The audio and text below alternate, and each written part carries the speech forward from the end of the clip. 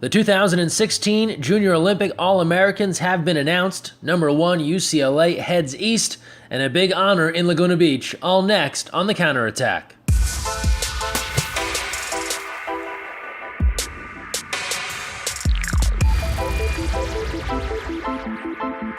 Hi everyone, Greg Mescall here. Thanks for joining us on The Counterattack. We start things off at Dodger Stadium in Los Angeles. We told you last week that Team USA was being honored by the LA Dodgers, took part in some festivities. And before the game, the athletes there to be honored, KK Clark, Kelly Gilchrist, and Mackenzie Fisher, along with Coach Adam Krikorian, caught up with Dodger Vision. What was your favorite part about being in Rio for the Olympics? I think just being in the village and being around so many amazing athletes for those 2-3 weeks was really the best part. What about you? Yeah, same thing, coming together to compete for the passion of sport and just really kind of enjoying those 2 full weeks there. Did you have a favorite moment? I would say being in the village as well, and also playing in the Sun Stadium was really awesome. From one baseball diamond to another, down to Miami in South Florida, where goalkeeper Ashley Johnson was on hand to deliver the first pitch at a recent Miami Marlins game. Baseball has been very good to water polo since Rio. And then we swing it back West Coast. Cami Craig, the national championship winner at USC, was back on her old stomping grounds, catching up on her days in the land of Troy. How has the U.S. become a water polo powerhouse on the women's side? Absolutely. I think we were just so well prepared. We had 9 new girls to the Olympic Games, and I think there was a little bit of nerves going into that, having so many new girls going on to such a large stage. And I think just the mental preparation, along with the physical preparation, and just the natural talent that we carry on our team, we went there and just totally kicked butt. It was a ton of fun, and I was super proud of all those girls to be just so strong through that whole process. And now something we know many of you have been waiting for. The 2016 Junior Olympics All-American selections have been released. They're available now at usawaterpolo.org. Congrats to all of our selections. Keep in mind on these JO selections, they were determined based off club finish at the Junior Olympics, and then the athlete names were submitted by the clubs. Again, congrats to all of our selections. And while we're on the topic of the Junior Olympics, we caught up with so many great clubs during the world's largest water polo tournament. Here's a feature we did on Moose Water Polo from Ohio. Very exciting. We just won. Past games kind of brought us down, but I think this really brought our spirit up, and I think we'll drive from here on. Well, this was kind of our breakout game. We started to really mesh as a team and just find each other in the water, and we won, so that was good. And yeah, it was fun. I think what makes these girls' team so great is that we're a collection of schools from all over the Cincinnati area, all over Ohio, and even all over the Midwest, and they just come together for a common goal of getting better at water polo. And it's such a family atmosphere. Everybody works together. There's no infighting with that. We all have a common goal, and it's really awesome to see that. Oh, Moose Water Polo. I think it's like the whole family aspect, because we're like one whole big family, and we get along really well together, and we like mesh. So like if somebody has a weird quirk, we're like, hey, we like that weird quirk. So everything's awesome with our family. It's amazing because we can come out here and see the best players in the nation, and we can see what that looks like at the highest level and how those teams work together. What's even better about that, we're able to come out a little bit early and train with some other teams. The camaraderie with other teams and other clubs in this area is amazing. They're so generous in wanting to host us. We've done scrimmages with them, we've done practices with them, and being able to just be in a practice and see what those minutes look like is so important for those girls to bring back to Ohio. Well, we've been starting younger. We have a 14 and under team as of now, but that just needs to keep growing, and people need to be more interested in the sport.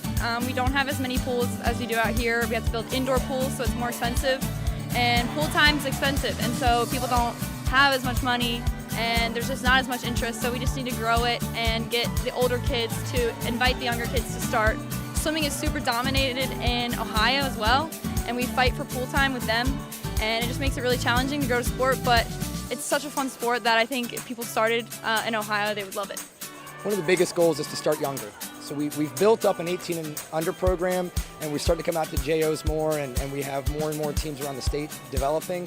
But the big key is going to be developing the 14 and under and possibly even the 12 and under division. If we can start to grow that more, then 4 or 5 years down the road, that's going to pay off big time. we're a hungry state. We're not a state that just wants to sit back and take it all in. We want to go out and seek. We're out there, we're adventurous, I think, and that we're really trying to grow. We want to get better. And all these girls that are on our team are doing all the right things to get better. And I think that's really what matters. So there's such an excitement with it too. They're not just doing it to do it, they're doing it because they really want to do it and get better at it. Favorite experience? Definitely winning this last game was definitely our favorite experience. But along with playing with this team, it's just definitely tops anything else.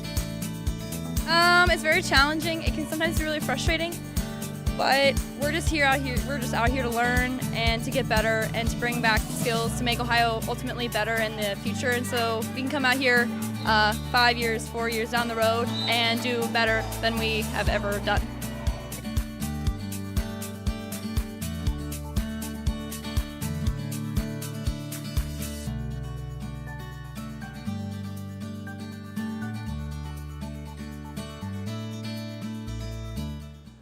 And now we head back to the East Coast at the Princeton Invitational, a loaded field as number 1 UCLA, number 3 Cal, and many other top 20 teams were in New Jersey for the Princeton Invite.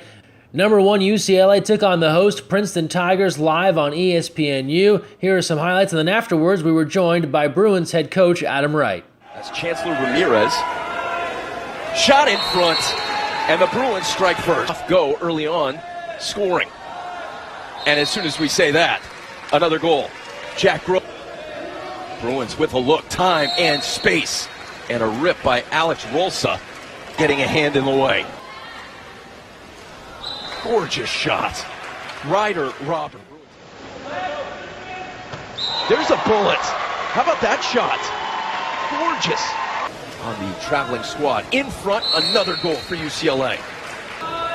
You mentioned that UCLA's been at the top of the MPSF poll as the Bruins had another goal. Tigers in transition. Ryan Wilson coming in hot. Wilson. Better than about 80% of the rest of the teams that they might play in any given day. Jake Simpson. How about that shot? Yeah, this group, the culture of this group has been really great. Of course, it is challenging, but, Princeton is a team that we could absolutely see again. Our goal is to keep playing into December, and that's a team that could absolutely be there. And, for us, it's not about who we're playing. It's about us having the opportunity to get better as a group. There's some periods where, I wish we could stay more focused and more present. I get it. The guys are young, but that's the way we're going to get. Is taking advantage of every second we have as a group together. Unfortunately, our season's very short, so the period to grow, it's about 95 days if you can go from beginning to end. So our big thing as a group is every time we have an opportunity to get better, we're going to try to take advantage of it. Let's go around the rest of the college water polo scoreboard. A close one in Princeton. Harvard edging Air Force 13-12 in OT. Tough weekend for Air Force, suffering 2 overtime losses. Cal also out in New Jersey, beating Johns Hopkins 16-2. Congrats to Wagner College, also out in New Jersey, getting their first win in program history, defeating Connecticut College 16-5. And then Cal Baptist, 7 goals better than Fordham, 14-7. More men's water polo coming up on television this weekend. This Saturday on the Farm at Stanford, USC pays a visit to the Cardinal. You can watch on Pac-12 Network at 4 p.m. Eastern, 1 p.m. Pacific.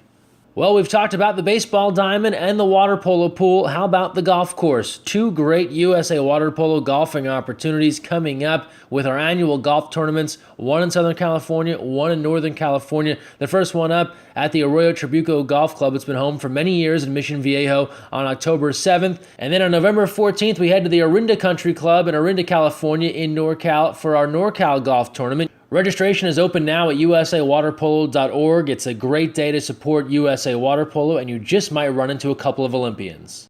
And now time for our social media send-off, the way we close out every episode of The Counterattack. Don't forget, you can get involved. Use the hashtag counterattack and submit your best stuff by tagging us at USAWP. And we started off with Maggie Steffens joining forces with Team KC to visit some children at a local children's hospital. Great stuff there. You can tell that they really enjoyed meeting Maggie and getting a look at that gold medal. Then to Laguna Beach, they celebrated their own. Mackenzie and Aria Fisher, the sisters from Laguna Beach, were recognized with a big event this past Sunday. There was face painting and much more. Our own John Abdu was there to help recognize the athletes' impact, along with longtime coach Ethan D'Amato. Great times had by all. And then we go to Las Vegas, where what happened in Vegas didn't stay there, because here's a photo of members of Team USA in Las Vegas showing off the gold. Looks like they had a nice weekend after so many months training in the pool to win gold in Rio. Back out to the baseball diamond, the Dodgers' official Twitter account, a golden selfie. Yes, indeed it was. The Marlins also sharing a tweet with Ashley Johnson, joining them for a big first pitch opportunity. And then we go to Kelly Gilchrist, who brought her gold medal to her grandma's church. As she says in her caption there, talk about the team behind the team. That's a pretty cool moment, getting to hang out with your grandmother and show off the gold. And then Melissa Seidemann taking her gold medal to her old swim club, the Larky Swim Club. A great group shot there. And then we go international, the UCLA women's water polo team on a preseason trip to Spain. And check out this new team shot, maybe the cover of the media guide via Team USA and Bruin athlete Elise Williams. And now we close things out, as we often do, with some Flop Friday action. Check out this first one up, our first, I believe, nighttime Flop Friday. Flop Friday! Go, go. That one hurt. And then from there, last but not least, the Harvard women's water polo team sharing on their Harvard H2O Polo account their own Flop Friday. Extra points for jumping off the starting block. On.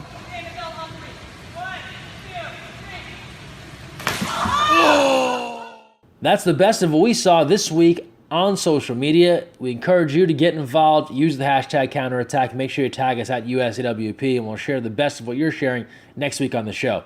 That's going to do it for this week's program. Thanks for watching, and don't forget, when you're on the counterattack, make sure and look weak side.